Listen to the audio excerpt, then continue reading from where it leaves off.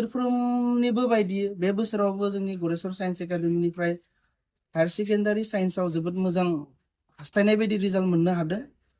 तो बे बोसोराव गासै 225 स्टुडेन्टआ लिरदोंमोन एचएस फाइनालखौ साइन्सआव। बेनिनो टोटल फार्स्ट डिभिजन हिसाबै बुङोब्ला जोंनि गरेस्वर साइन्स एकाडेमिनिफ्राय सा 203 स्टुडेन्टआ मोननो हादों।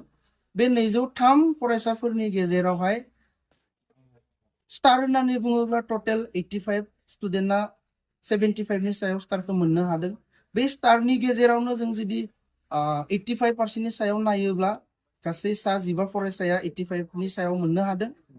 तो बेनिफ्राय जों जुदि आरो एनालाइसिस खालामोब्ला सा 49 फरायसाया 80 जौखोन्दोनि सायाव मोननो हादों। तो बेखौ लानानै जोङो गरेस्वर साइन्स एकाडेमिया बेबाराव जोबोद गोजोननाय दं। तो बेबायदिनो रिजाल्टनि बिथिङाव बुंनो थाङोब्ला जोंनि स्टुडेन्टफोरा जायफोर 85 नि सायाव मोनदोंमोन, जेरैबायदि दोङो जनसन बर', बिथाङा मेट्रिकआव 63 ल' मोननो हादोंमोन, नाथाय दा बेबायदिनो एचएस एग्जामाव फाइनेलाव 85.4 मोननो हादों। तो बेबायदिनो आरो सासे दंमोन रामचरन राभा, बिथाङाबो मेट्रिकआव 67 ल'मोन, बाट साइन्सआव फरायनानै 86.2 मोननो हादों। तो बेनिफ्राय जों बुजिना मोनो जे मेट्रिकनि पार्सेन्टआ जास्ट मोनसे एडमिशन मोननायनि लामाल'सो। तो जुदि नाजानाय थायोब्ला, नांथाबनाय थायोब्ला निश्चय साक्सेसखौ एचिभ खालामनो हागोन। बेनि थाखायनो आङो गरेस्वर साइन्स एकाडेमि जानानै जोंनि फोरोंगुरु, गार्जेन, फरायसा, मेनेजमेन्ट आरो वेल विशार्स गासैखौबो गरेस्वर साइन्स एकाडेमि जानानै साबायखर जासियो।